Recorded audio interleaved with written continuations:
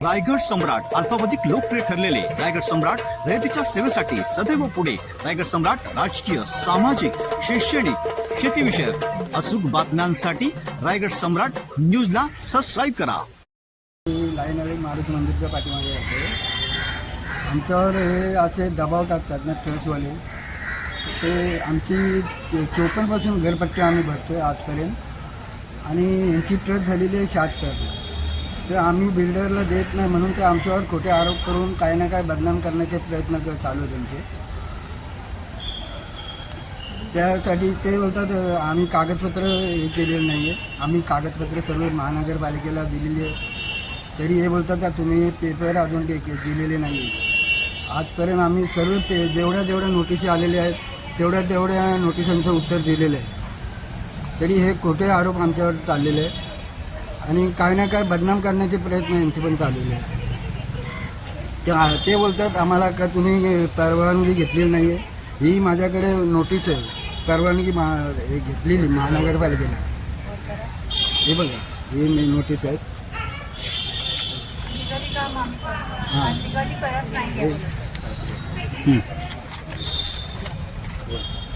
तरी हे आम्हाला बदनाम करतात. यांनी अनधिकृत केलं. आम्ही 54 राहतो इथे आणि 54 आम्ही घरपट्टी, नळपट्टी, पाणीपट्टी भरवतो. आणि हे मध्ये आम्हाला एक नोटीस आली का यांचं लाईट मीटर तोडा, नळपट्टी तोडा, हे कनेक्शन काढून घ्या, संडास तोडा. आम्ही सर्व परमिशन काढलेली आहे आणि संडास बांधलं. आम्हाला महानगरपालिकेने स्कीम होती तेव्हा त्यांनी आम्हाला संडास बांधून दिला. तरी महानगरपालिकेने यांच्यावर हे करायला पाहिजे. हे आम्हाला खोटी नोटिसा देतात बिल्डर थ्रू. हां, खरं आहे ते. आम्ही ते पेपर दिलेले आहेत सर्व. मी सीमा सुनील तुपे. मी जवळजवळ 40 वर्ष झाली इथे, म्हणजे सासरवाडीच माझी इथे आहे. पण आल्यापासून मी बघते की मी स्वतः टॅक्स पावती महानगरपालिकेला भरते. टॅक्स पावती, लाईट बिल वगैरे सगळं माझ्या नावाने असून जी टॅक्स पावती आहे ती माझ्या सासऱ्यांच्या नावे आहे.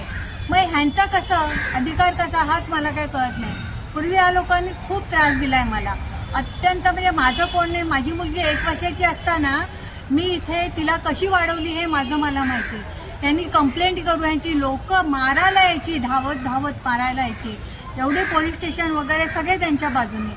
पण आम्हाला कोणी न्याय दिला नाही. तरी आम्ही लढलो, आम्ही हारलो नाही. कारण आमच्या हक्काचं आम्हाला मिळालंच पाहिजे. कारण त्यांचं आहे तर त्यांनी दाखवावं ना तुमचं काय आहे.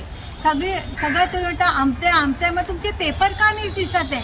सगळं आमची नावं आहेत प्रॉपर्टी कार्डवरती. माझ्या आजी सासऱ्यांचं नाव आहे, पण सासऱ्यांचं आहे म्हणून माझंच आहे ना ते. मी का सोडू.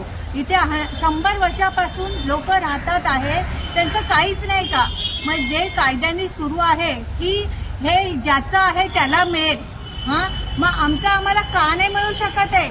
यांना का जबरदस्ती आहे यांची आमच्यावरती. खाली करा, आम्हाला न्याय द्यायचा. जे आम्हाला पाहिजे ते आम्हाला मिळालंच पाहिजे.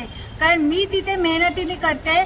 का हे करतात, ते त्रास का देतात, ते 10 वेळा नोटिसा का. आम्ही पोट कसं भरायचं हे देणार आहेत का आम्हाला. आमचं पोट हे भरणार आहेत का. आज माझ्या मुलीचं पण लग्न राहणार आहे. मी आज वयस्कर बाई आहे, माझं पोट भरणार. हे ट्रस्ट बोलताय ना.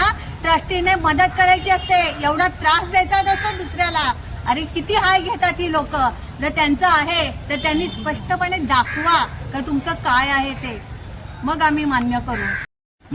कोकण संध्यामध्ये आमची बातमी आलेली आहे का वर हे तिथं वेगवेगळे हे चालू असतात. पण असं काहीच नाही आहे. आमच्या मुलाला त्याचं डोळ्याचं हे आहे, बँजो पार्टी आहे, तर ते तिथं तो दुरुस्त करत असतो. तर हे कोकण संध्याने आम्हाला बदनाम करण्याचा प्रयत्न केलेला. आम्ही याच्यावर मारहाणीचा दावा करू. मानहानीचा. कोकण संध्याला अशी एक विनंती आहे की यांना दुसऱ्यांचं ऐकून आमच्यावर बदनामी करतात. त्यांनी खरं काय आहे ते बघून घ्यावं. तर त्यांनी खरी पडताळणी पाहावी आणि नंतरच बातम्या द्याव्या.